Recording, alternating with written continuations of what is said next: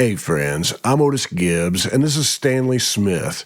He's going to tell you a great story about Townes Van Zandt.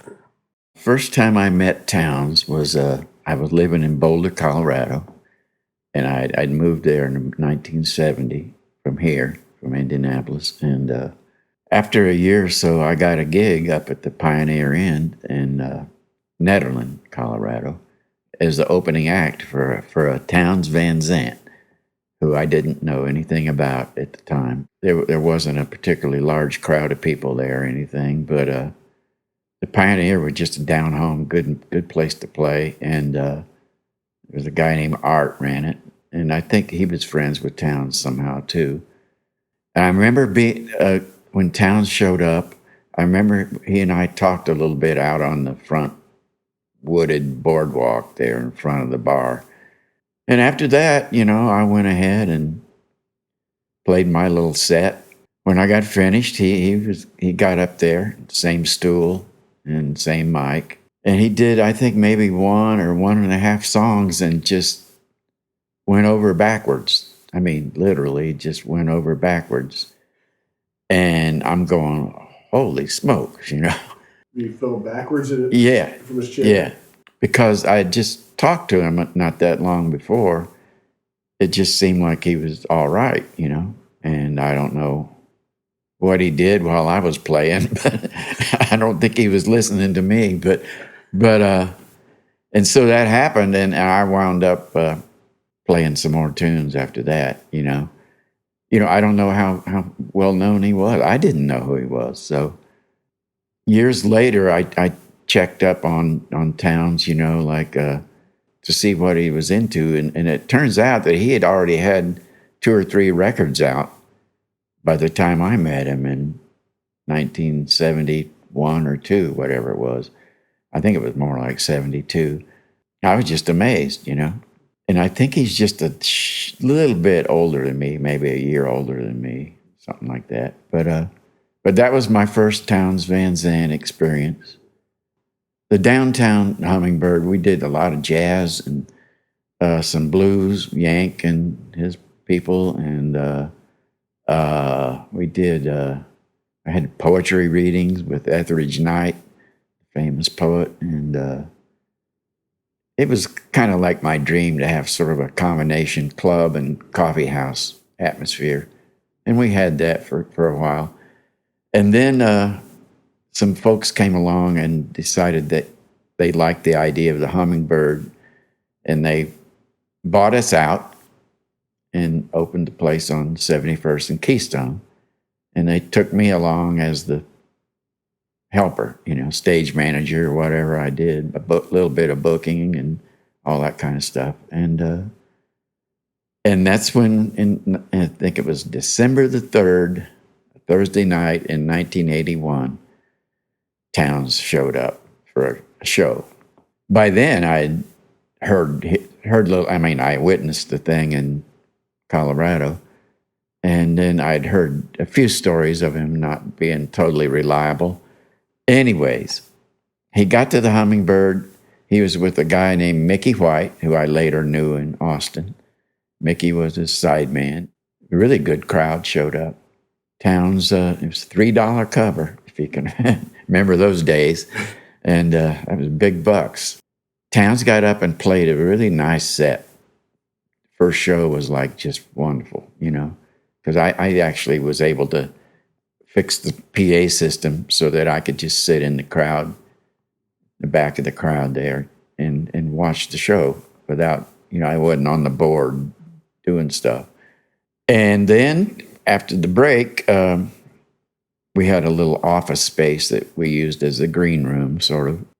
An old buddy of mine named Paul Jeremiah, who was an incredible blues finger picker, very, very well known around, from Newport, Rhode Island. He showed up just as they were taking a break, and we were all in the back room there talking about guitars and this and that, and Townes had a guitar. I don't remember what kind of guitar it was, but the neck had been shaved, and it hadn't been finished, it was unfinished, like somebody had carved on it, And I thought it's kind of odd, somebody going out on tour with a guitar with what about all the splinters, And, it wasn't painted or anything. We hung out for a while talking guitars and stuff like that. And Townes knew Paul, because Paul was a touring dude, And then it was time for the second set.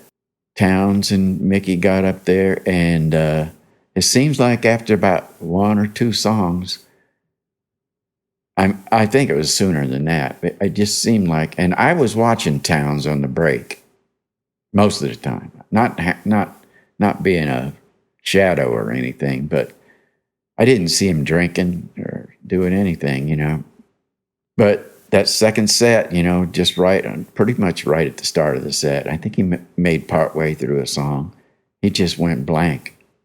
I mean, this was different than what he did in Colorado. And that one, he just kind of fell over, but I don't know how to describe it. The audience was pulling for him, they were on his side. And Mickey was, kind of trying to help him along, and had probably been through this more than once. But the audience was, come on, Townes, you can do it. And some of them would even offer up some lyrics that he was forgetting, But it just didn't work, He was out there, and I think I've heard other people kind of say the same thing. And then after I moved to Austin, it was a kind of common thing did he make it? No, he didn't make it, but people still went, and I think that's kind of wonderful in a way that people, I don't understand it all. And I don't know if he went in the restroom and chugged some vodka or what, but he was just gone. I think, we didn't withhold any of his pay or anything. We went ahead and paid him. And do you remember how much he made that night? I don't remember. Probably $500 or $600 or something like that, Because that was in the era when we would pay. Richie Havens would get about $2,000. Taj would get $2,000, I think, and for two sets, that ain't bad. A solo guy, people who are not quite as big name, like Townes and people like that would get $400, $500, $600, Did you ever run into Townes any other times after that? I ran into him in Austin.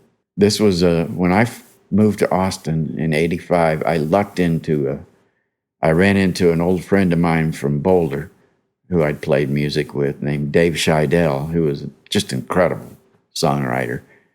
He says, man, I live just up the street in Floyd Domino's rental house.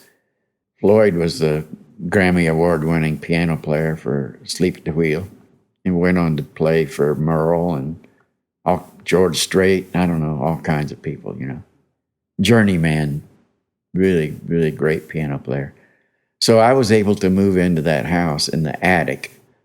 And the attic was, you had to go down some outside steps and then go in the back door of the house to use the kitchen. But the attic did have a bathroom and stuff. So I lived there about probably 13 years, I think. It was at 31st and a half Street in Austin. And the Austin outhouse was about 37th or 38th Street. The neat thing about it was I could walk from the back door of my house to the front door of the outhouse without actually walking on a main street. And so if I drank too much, there were walls on both sides, like the back of garages and stuff. So I could like meander my way, and I was always going to make it because it's something I would run into this, and that probably happened a few times. But the Austin outhouse was just my friend Chuck owned it, and one night I went down there, and I think it was maybe Blaze's birthday or something, Blaze Foley, and Townes and the whole entourage, like. I don't know how to describe some of these people, but I mean, they're real people.